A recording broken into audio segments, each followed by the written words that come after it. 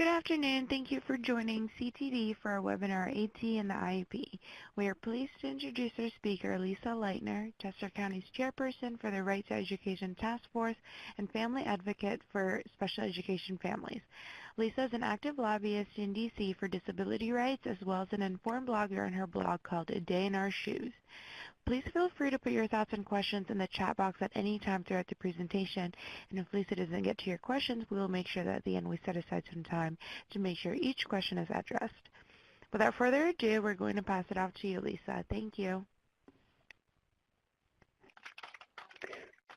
So starting out, what is assistive technology? It first appeared in IDEA in 1990 in that revision, but it really kind of took hold in the 2004 revision of IDEA. What's kind of funny about the word assistive is that it's not really a word. If you type it, if you've noticed, I see we have a lot of educators in the presentation today. If you work in it, you know that your computer always underlines it. It's not really a word. Some policy writer just stuck it in there in IDEA 1990, and it's kind of been in there ever since. But IDEA in 2004, they really got into the nitty-gritty as far as defining AT and spelling out the requirements for districts when it comes to AT. They break it down into two different, she's saying the audio is bad. Somebody's leaving because the audio is bad. Is anybody else having trouble with that? No.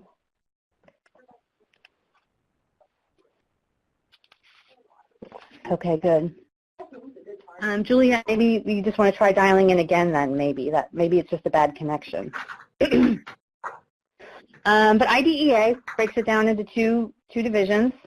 First, they call it an assistive technology device, which is any item, piece of equipment, product that is used to increase, maintain, or improve functional capabilities of a child with a disability. So that's how you define a device, and then a service, which is the evaluation, the purchasing, the fitting, the coordinating, the training, the technical assistance, all the other, the services that have to go to support the device. So that's something that we're going to talk about when we get to the IEP portion of this, but it's not just about handing a child an iPad and saying, here you go, here's your AT. It's a whole package. Okay? Oh, good. So if you're having trouble with your sound, try just logging off and logging back in. Multiple people are saying that's working for them. So, okay, beyond the iPad, lots of folks just, when you think about AT, they say, oh, I hear that they can do great things with iPads and kids with autism these days. And they can. But AT is just so much more than that. There's, your low-tech or no-tech AT, all the way up to, if you watch that show right there with JJ, he's got the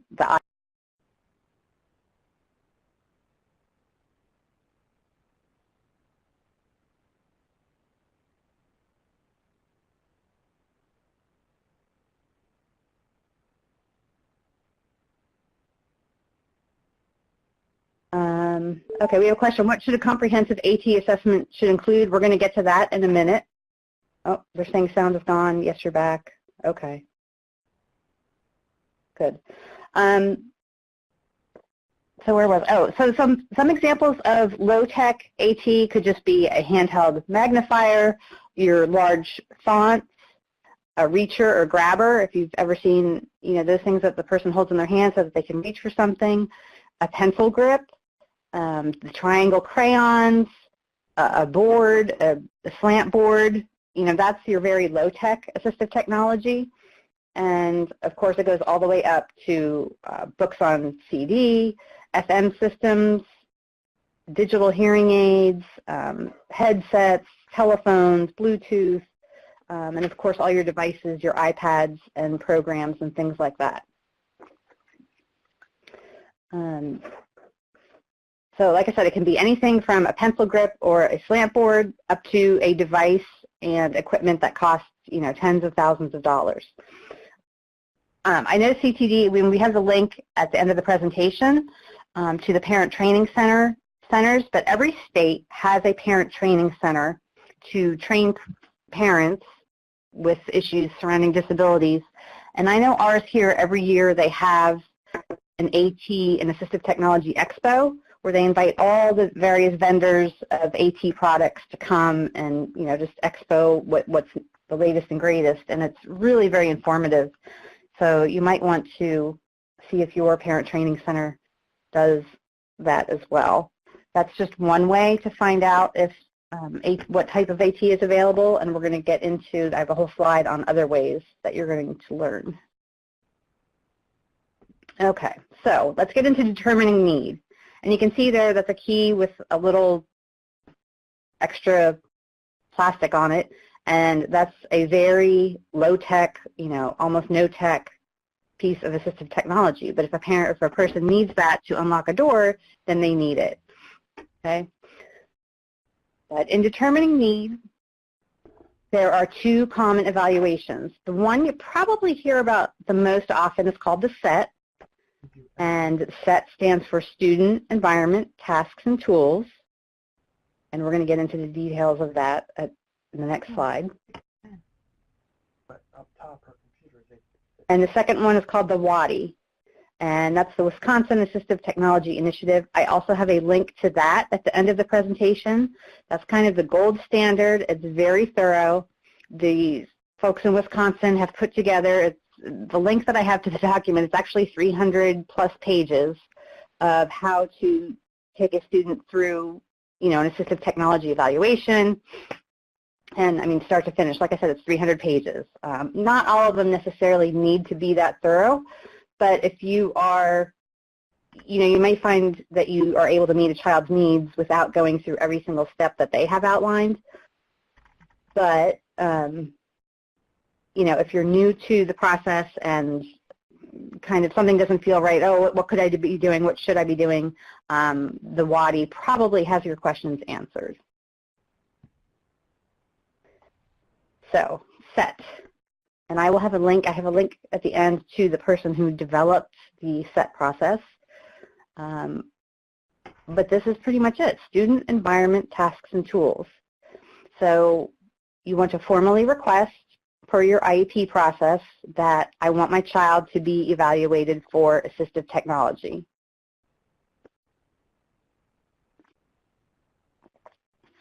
Okay, that's your starting point. If you think your child would benefit from it and needs it, you ask for it. Then they should assign someone. I saw here on this webinar that we have several school district employees who said they are AT. Oh, there's no picture for the PowerPoint. Yes, there should be a picture, Pam. Right now I have a block up with 4 blue letters that says SET. Okay, good. But we have several folks on this webinar who said they are assistive technology specialists for various schools. Not all schools have that. You might have to ask around. Sometimes OTs do it. Sometimes speech therapists do it. Sometimes special ed supervisors do it.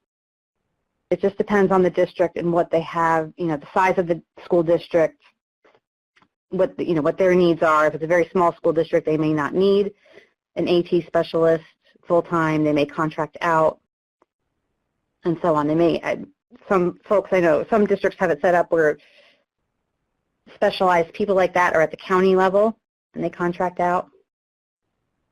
Do you think it is necessary to conduct an AT assessment to get tools added to an IEP?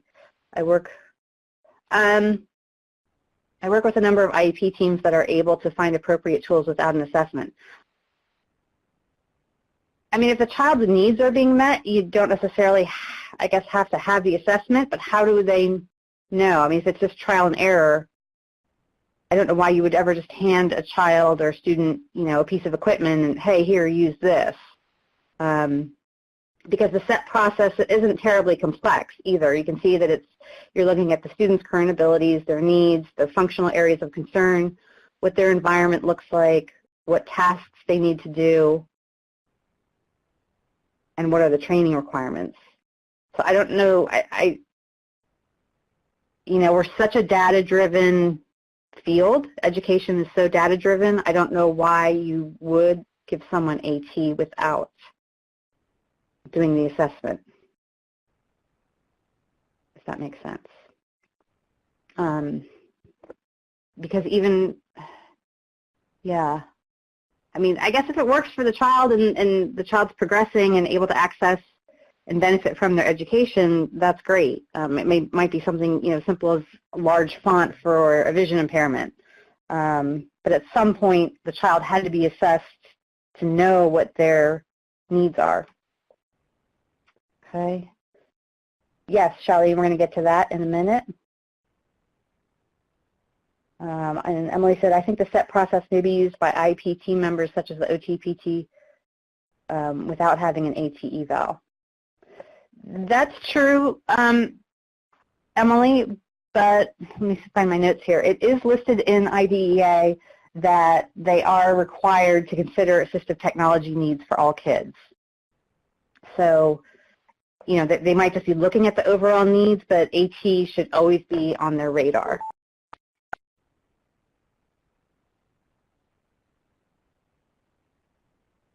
Okay, and also this evaluation is ongoing. It's not just, okay, that we did this, we read the questions out loud, and as a team we decided this, and here you go, this is what we're going to use.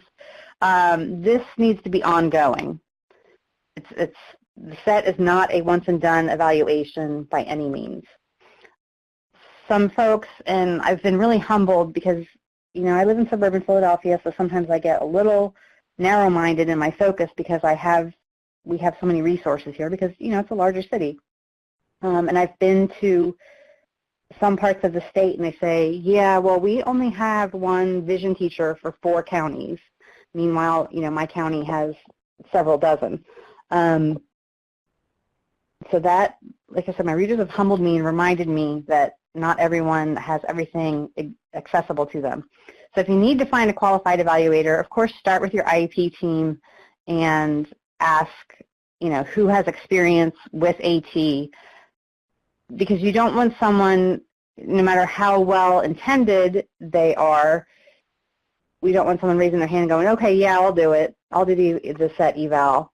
The person needs to be qualified. And so you can start looking at the school, but you also want to look at local children's hospitals, look at your county services, and see what's available to you.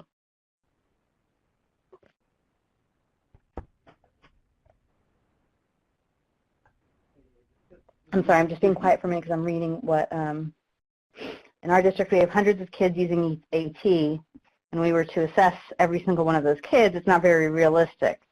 Okay,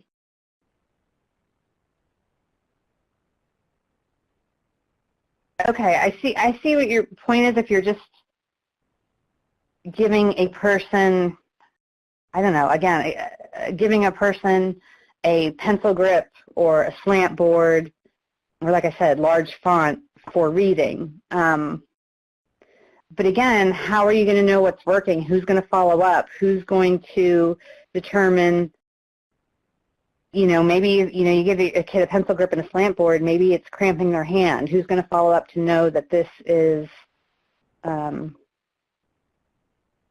effective and this is meeting the child's needs? I also certainly recognize that our school districts are, all school districts nationally, our public schools are not funded properly, and I know that you guys are stretched really thin and have large caseloads and have a lot on your plate. So I certainly acknowledge that as well. But if you want to try low tech, why not? Okay, but yeah, I mean, you could try a consult and see how it goes. During this process, the parent and the student need to be in contact with the team. And one thing I always advocate for is the student needs to be participating in this to the maximum extent possible. Okay, a lot of times as adults and parents and teachers, we just like to say, well, this is what we're going to do, and this is what we're going to use this, we're going to try this. And we need to keep the student engaged. They need to not only learn and use self-advocacy skills, but you know, hey, they're the ones using the devices and the services, so we need to get from them, you know, if this is effective or not.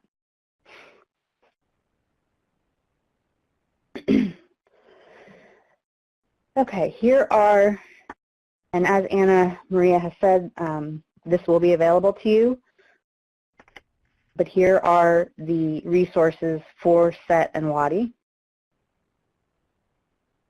Okay, and you can find your parent training center and see if they have AT resources and expos and things like that. Of course, CTD is a great resource.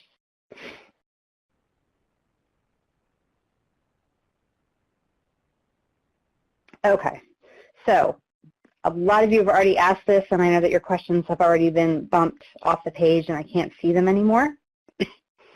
But this is, we're going to get into the meat and potatoes as far as how you want to get AT into your IEP. So first of all, assistance with organizing and planning. That sounds like executive functioning issues, if that's what the child needs. And yes, there certainly is AT available for that. There's timers, there's watches, there's all kinds of reminder systems you can get set up for that. But back to the IEP. I always remind parents the IEP is a process. It's an ongoing process. It is not a once and done meeting. And parents put so much weight and stress into this one meeting, and oh, I have my IEP meeting and I'm so stressed out and I hate them. That's not really the way it should be. It's an ongoing process. It never ever ends. You don't want your IEP team only thinking about your IEP once a year, so neither should you. Okay. That being said, there are 5 portions of the IEP process, 5 parts, that really lend themselves and are conducive to parent participation. More, you know, rather than just picking up the phone or sending an email, there's portions that are really conducive to including parent concerns in the IEP. So the first one is evaluations. And evaluations has 2 parts, a letter and a permission to evaluate form. If your child needs something that is currently not addressed in their present levels section, which is near the beginning of the IEP, if there's an area of need that you want assessed or evaluated, you do a letter. You describe what you're seeing. This is what I'm thinking, and I want my child to be evaluated. Such as, you know, this mom just posted that her child needs assistance with organizing and planning. So that would, you know, just be a letter. I want my child assessed for, you know, executive functioning disorder. This is what I'm seeing. He has trouble organizing. He has trouble staying on task and starting and finishing. Yep, all those things, self-correction, all that stuff. That's all executive functioning. So if it's not already listed as an area of need in his IEP, you want to ask for an evaluation for that. Once you ask for an evaluation, or when the school is doing their re-evaluation, you should get a letter and a form. It's a permission to evaluate form. On that letter, yes, you can write on it. People go, oh, I can actually write on that? Yes, you can write on that. There's no saying that you can't write on that. If the school lists the areas that they're going to evaluate the child in, and there's something not listed there that you want your child evaluated for, you can put it on that form. You can say, sure, I agree to the above. However, I'm also seeing this, this, and this at home and at school, so I want my child evaluated in these areas as well. Remember that the school has to evaluate in all suspected areas of disability. So if they don't suspect it, you have to bring it to their attention. Okay? So that's when you're getting your evaluation. So now once the evaluations have been done, the other opportunity to be heard is your evaluation or re-evaluation report. Some do these as part of an IEP meeting, some do them as a separate meeting, and different states have all kinds of crazy names for them. So, you know, I think Texas calls it an ARD. There's another state that calls it, I think, an ART. But in any event, the school has completed their evaluations, and they're going to present those findings to the team, and that team includes the parent. So that's another opportunity. You either agree or disagree with that report. And that's pretty straightforward. Okay.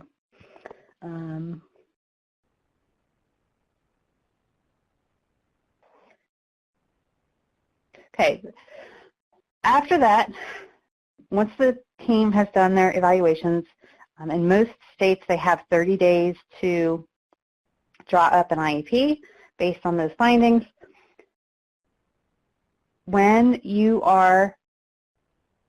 I always recommend that when you are RSVPing to the meeting, you should get an invitation to the IEP meeting.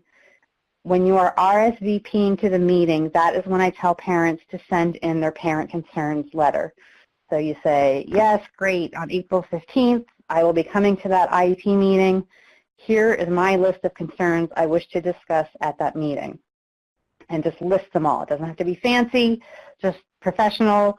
I do a lot of just bullet pointing as far as your points. This is what I want to discuss, and that's it. And that's, again, pretty straightforward. So the team will get, there shouldn't be any surprises at an IEP meeting.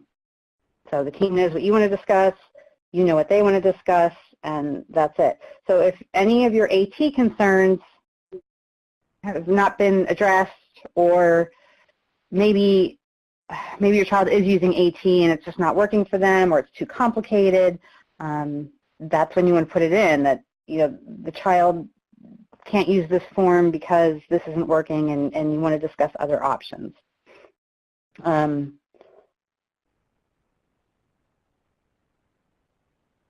Okay. Then you have your IEP meeting and you discuss things. You should always go home and recap what happened in the meeting in another letter. Thanks for meeting with me today. A lot of information was tossed around. I just want to be sure that we're all on the same page and this is what was discussed. That way, I know parents get stressed out at IEP meetings and you're nervous and sometimes it's hard to remember things. Again, that's just it's a good follow-up. It just makes sure that you know that you heard what you heard and that you discussed, what you discussed, and that it's just your documentation. That was done. They argue, look tech. Okay, I'll get to that. Then after the IEP, after the evals, after the IEP, after all that fun stuff, you should receive your final draft IEP as well as your prior written notice. And a lot of parents don't know about this or know exactly what it is, but if you've submitted a parent concern that, and I'll just use this as an example, you submitted a parent concern that you want your child to have a scribe because you think that they would benefit from a scribe. And I'm just using Anne's example here because that's what she said. or no, they said no tech because the child can scribe, and low tech is offered before more expensive options. Sorry, I'm trying to work the participant questions into the presentation. Well, all right. You asked for an assistive technology evaluation. The child's you asked for it in evaluations and it determined no need. You disagreed with the report because you still feel that there's a need. You did it in your parent concerns. You discussed at the meeting. You should receive a prior written notice that says that the team discussed an AT evaluation, but it was not warranted at this time. Basically, it's the school has to acknowledge all of the parent concerns this way. This is in your procedural safeguards, so please read those when they're handed to you. Well, you don't have to read them when they're handed to you, but please read them. Most parents, I think, just go home and put them on a pile with the rest of them, but you really should read those because the school is required to put on a prior written notice the things that you've asked for and the reason for declining those ideas at this time. First.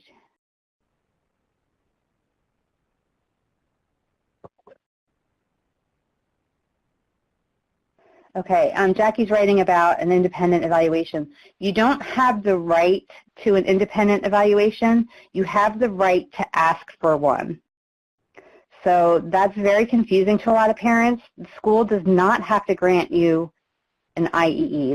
That's an acronym for Independent Education Evaluation. And the school is required, you have the right, like I said, to ask for one. The school does not have to give you one. And what that is that if you disagree with the school's evaluation report, you ask for an independent evaluation. And that's just it. And the school can either grant you that evaluation, or they can say, no, we're standing by our report and we're not going to grant you an independent evaluation.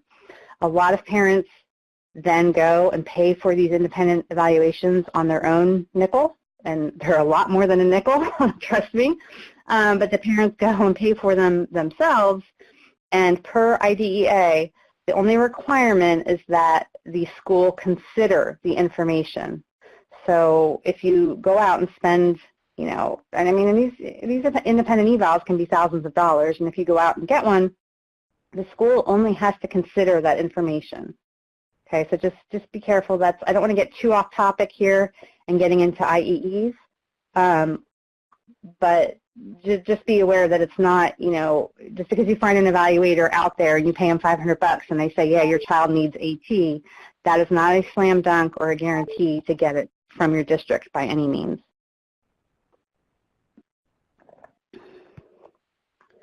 Okay, so I just want to clarify that. A scribe makes the child dependent on another person.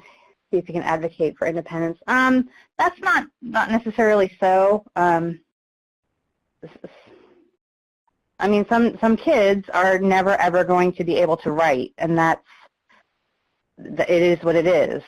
Some kids just reach a maximum skill level, and they shouldn't be denied a scribe based on independence, because to the contrary, if they aren't receiving that information at all right now, they're not very independent. They're really dependent on others.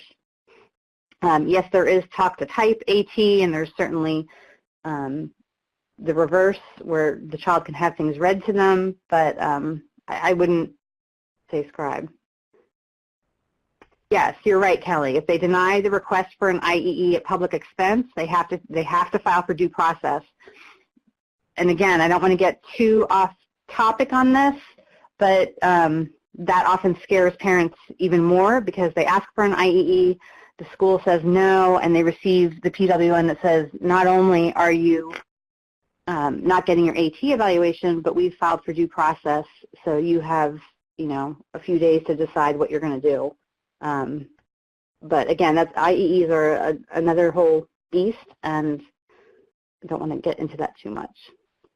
But yes, there's talk-to-type AT, and yes, they could have a scribe with the view of moving toward more independence. But again, not every child is, you know, some kids are always going to need a driver. They're never going to be able to drive a car, and that's okay. We just need to view that as, that's not necessarily a bad thing. It is what it is. This is the child. They can never drive a car. They're always going to need a driver. We're not going to deny them having a driver because it makes them dependent on a person. Okay? So, like everything else, AT, every IEP decision is a team decision, or should be. So AT, just like everything else, should be a team decision. You want to define it, all of it. All of it, all of it, all of it. You want to know what type of AT is going to be used, who's going to be trained, who's going to train them, who's going to purchase the equipment, who's going to maintain it. Is the child to bring it home? Do they need it for homework? What if the child loses it? Who's going to replace it? That's a big one. You know, we hand these kids these iPads and MacBooks and things like that, and guess what? They left it on the bus. Who's responsible? Okay, who's responsible if it breaks? Just even maintenance. I mean, even if, you know, kids are hard on things. Okay, so who's going to maintain it? When will the reevaluations be done on this device? Okay, everything needs to be defined as far as the AT device or service. Okay.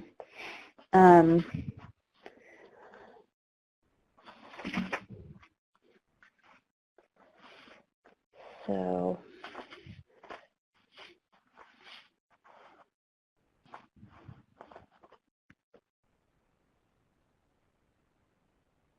okay, you might need a duplicate set. Maybe you get one to keep at home. Yes, can it be kept over the summer? Are they going to use it for ESY? Do they have to turn it in every June and pick it up every September? And if they're getting devices that require software, what software are you going to use? Again, who's going to do the training? Who's going to be trained? Everything about that.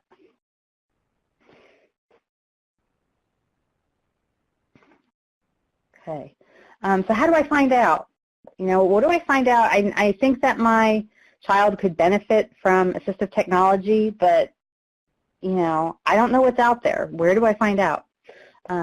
One of the things I find with a lot of parents who are living with IEPs in their household is that they expect the schools to have some kind of list.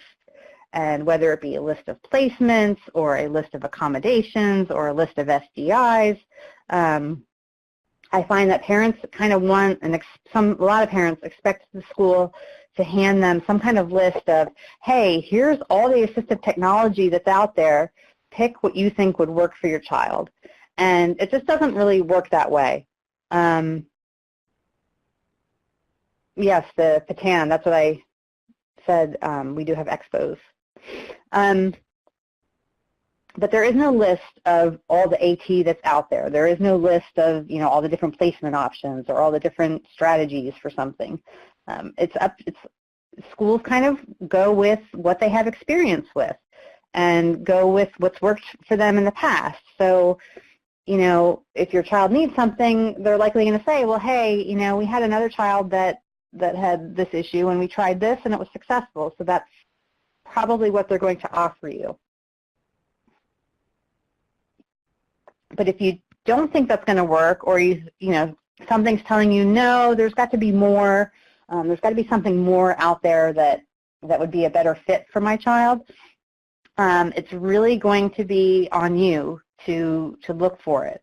And that's, you know, that's just honestly the way it is for a lot of things with our kids, is that a lot of it just falls on the parent and the teacher to work together, or the therapist to work together and say, you know, oh, hey, I was at a conference or I was at a workshop and I learned this and this, so let's try this. But there's not really any kind of master list out there. It's just, you know, be thankful for the internet and networking and parent groups and disability groups. And Kelly is offering a great suggestion. She said, check out Lauren Ender's Pinterest pages. She has a lot of different things. You know, Patton holds these AT expos across the state.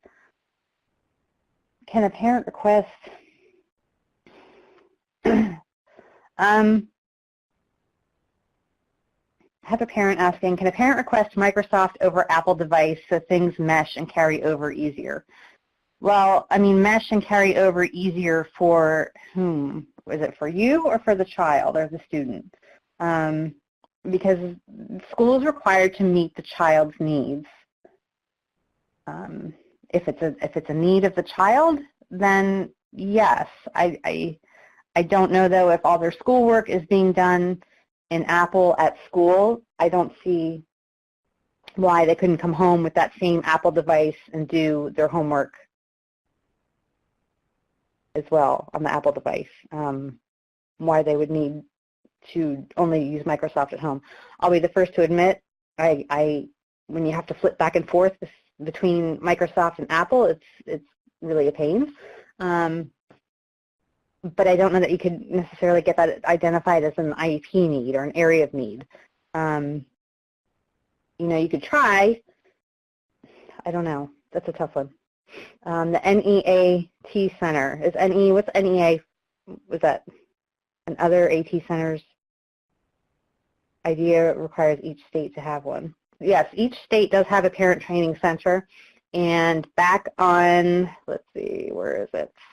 Here on this slide at the bottom here, on the left where it says Parent Center Hub, you can lay a map on there, and you can just find your assistant or your parent training center, and you can ask them, because each state has a parent training center. If you list the specifics of certain tools that are need-based on the evaluation data, yes, you can build the case for a certain type of product, but it has to be needs-based. And again, it has to be the student's needs, not the parents necessarily. So what you could maybe ask for is parent training. That might be, rather than getting them to switch over their whole system or their whole device from Apple to Microsoft, you might just say, hey, we need some training in Apple because, you know, our whole household is done in Microsoft products. And you just get some training for yourself and your child on the Apple products. That, to me, would probably be the path of least resistance.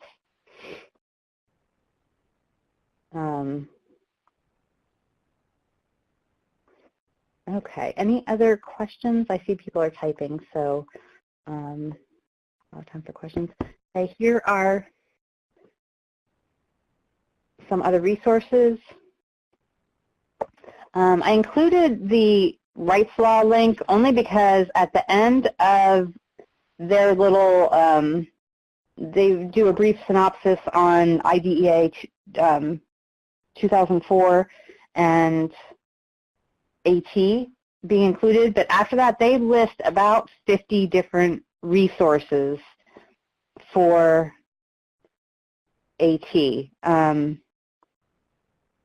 There's just a zillion, I mean, I can't even, there's just so many. It's a great link, I mean, a great link pile. It's just a pile of probably maybe even, I mean, if you want to see the OSEP policy letters, assessment checklists, they have the WADI stuff, they have family information guide and publications about transition planning and transition in AT.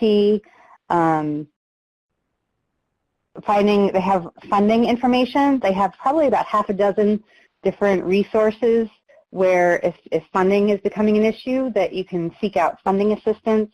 Again, it's just a great pile of links to just go through. You could just really go down the rabbit hole reading about AT all week based on what's on that page. Okay, daughter gets frustrated when she can't edit and work on things that, oh, okay, at the same time. Yeah, you know what, I would ask for parent training on that. I think that's, if all of her work at school is done on that, because then again, she's going to be the only child at school who is then using Microsoft products. Everybody else around here is using Apple, which is going to make her different. And then they're going to have to train the teacher. If the teacher doesn't know how to use Microsoft products and is used to Apple, I would ask for, personally, I would ask for home and family training on that.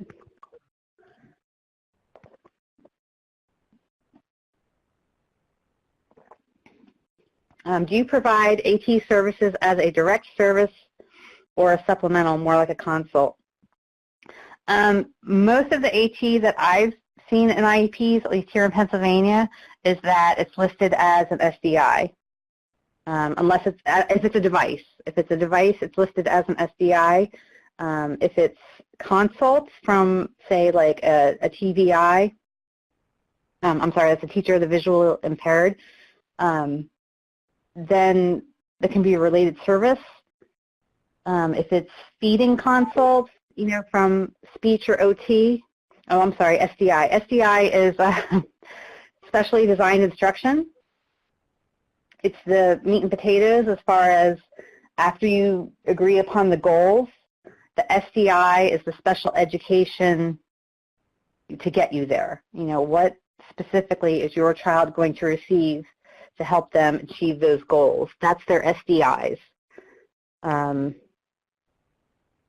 that's where I've seen most AT things around here.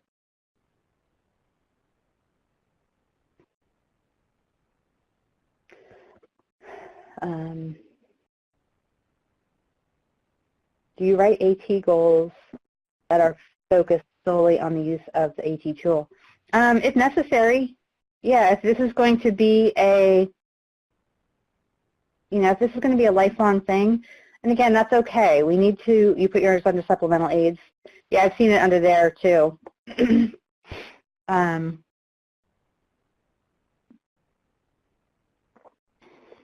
Yes, because kids need self-advocacy goals. Self-determination is our ultimate goal all the time, that the child is able to advocate and determine what they want. So if it's necessary, yes. If it's,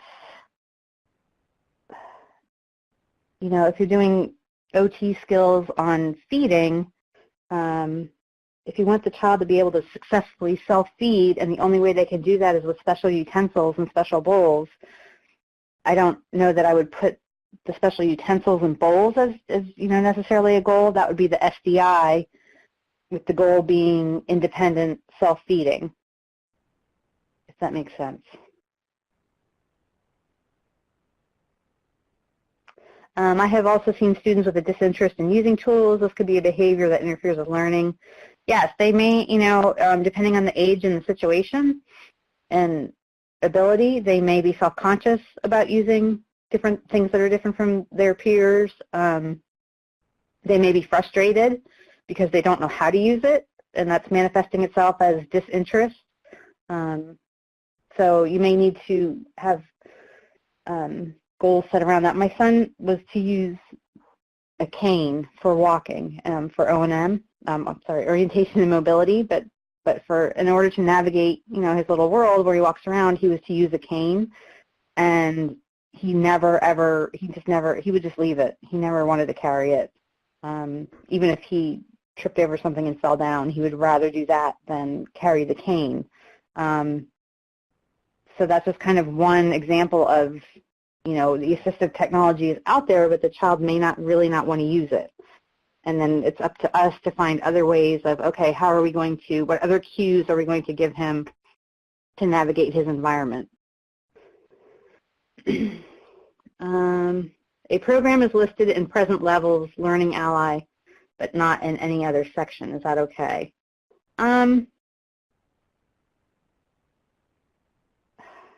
It's not often. I don't know why it wouldn't be listed as an SDI if that's the program they're using. I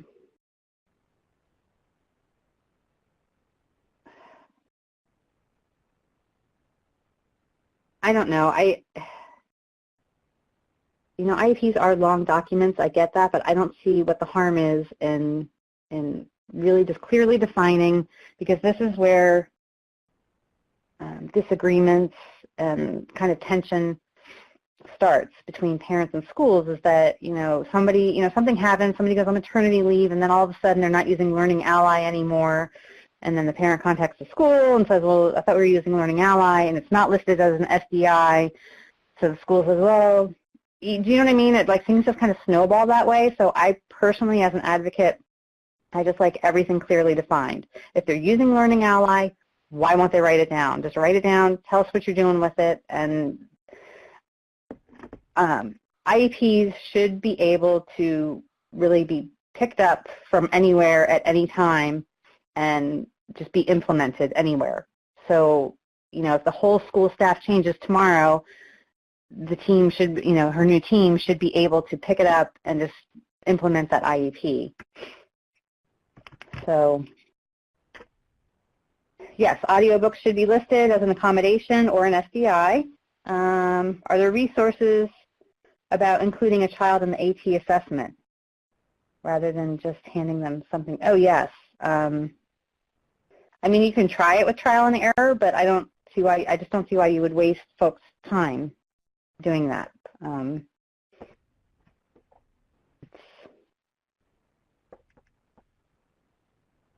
Just shows the importance of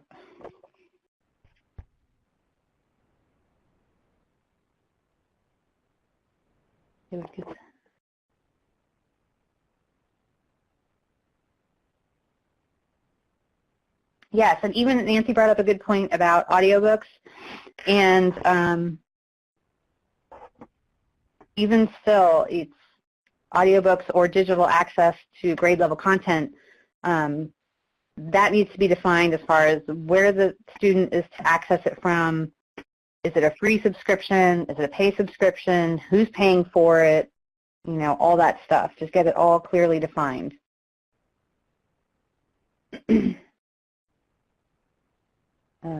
And Julie said, yes, it goes to show how, you know, the importance of a proper AT assessment. And yes, a student's preference environment, it could have determined whether Microsoft or Apple is more appropriate for them. I was recently successful in getting a student a Surface Pro with a lighted keyboard. Good. I love when it just works out and it's not terribly contentious. It just is. I understand. It's just schools are doing a lot with very little, and that's unfortunate, but it is what it is. So that's always why you can look at alternative funding sources. You can ask your insurance company and go to passive least resistance. You know, maybe if your insurance company will pay for it, you can get a grant somewhere or something like that. We were told.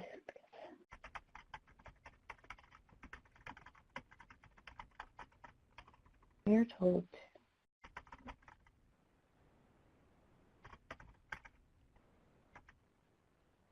Okay, I don't really understand that question.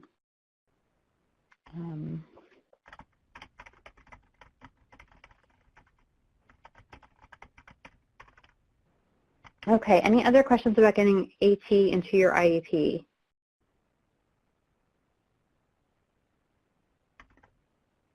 Yep, Bookshare is a great option.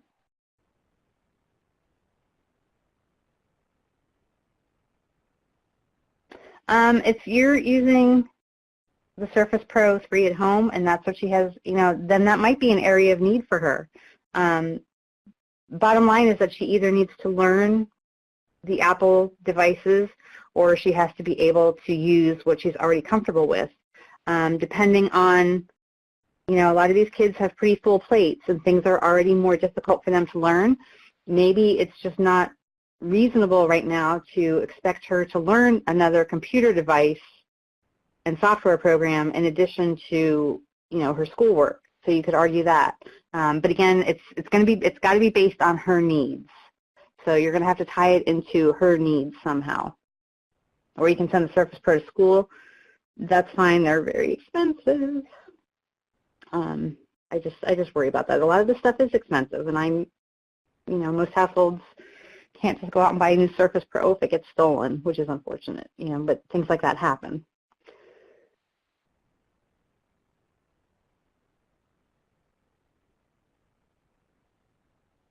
What's the difference between a consult and an evaluation? As an AT for my county, we are only allowed to do consults. Consults tend to be like a little bit more like trial and error. It's not a direct service. It's not a direct evaluation. I believe that is illegal. I don't like to use the word illegal. It's kind of a loaded word. But it does sound like it's against the principle of IDEA, because consult is the specialist in that particular area usually goes in. They don't do direct services with the child or the student. They consult with the teacher. So rather than doing an evaluation on the child, they'll go in and talk with the teacher and say, oh, well, why don't you try this? Why don't you try that? Why don't you try this and see if that works? And and there's just not as much meat to it, you know, they might hit a bullseye and they might find something that works really well for the child, and hooray for everyone. So basically, if the school says the student does not need AT assessment, yes, ask for it in writing and follow procedural safeguards. That's it. That's it. I mean, it doesn't get it. Yeah, that's it. It's really quite that simple. It's just a lot of folks don't even know all the procedural safeguards. So writing in specific use of device, so you can decide what changes you want to do. Yes, I like data-driven decisions. That's why I'm not crazy about just handing over devices and things for kids. You can waste a lot of valuable time. You know, our kids only get 12 or 13 years in school or beyond, and really the biggest goal is to get kids functioning at the level of their peers, and most of them already are not, and we don't have any more time to lose. Yes, definitely get, if you need apps, that's why I say get everything defined on the IEP. You're not just handing a child a Surface Pro or an iPad. Get it defined as far as what software, what apps, what programs they're going to use, and why. Okay? How do you get staff trained when he is the first disabled child attending the school? You know, Pam, you're just going to have to go to the state level and beyond. You're going to have to find parent groups maybe for the specific condition that your child has, because I know this does happen in, you know, in some of our more rural areas and sometimes even not. I mean, if it's a very rare condition, it can often be the first time a school has seen this. So, you know, if they're open to training, you know, help them along the way. Just, again, work with parent groups, network, see what's worked with other kids like him, and get it put in his IEP that staff will be trained. The school that my child goes to now, he was their first student that they knew of who had CVI, which is cortical visual impairment, and I had it written into his IEP that he was going to, that his team was doing the patent year-long webinars on CVI, and you know, and now they're ready for him. And this was many years ago, but you know, now they know about CVI. It's just, you just have to get it in there and insist on doing it. Where would a family find an appropriate independent evaluator? It depends on what you're looking for. I mean, are you looking for a functional vision assessment? Then I would go look at your schools for the blind. If you're looking for a neuropsych, then you have to look for, you know, neuropsychs. Again, just network around. An IEE for AT. I would start with your parent training center. I would start with different lists. Look at who has, look online at who's written articles, who's written books about AT, and do they live in a city near you? I know. If not, can you email them and say, hey, who do you know in my city? All right, it is now 2 o'clock and we're about ready to wrap up. As mentioned before, we will have this PowerPoint presentation, audio, and captioning archived online tomorrow on the CTD website. Thank you so much for that wealth of information, Lisa. We appreciate your time. Also, we are always looking for ways to improve, so for the attendees, if you could kindly fill out our brief survey by clicking on this link, we would love to hear your feedback, and upon completion, you'll be able to access a certificate of participation for this webinar. So again, thank you all for attending. Thank you, Lisa, and have a good rest of the day. Thanks. Have a great holiday, everyone.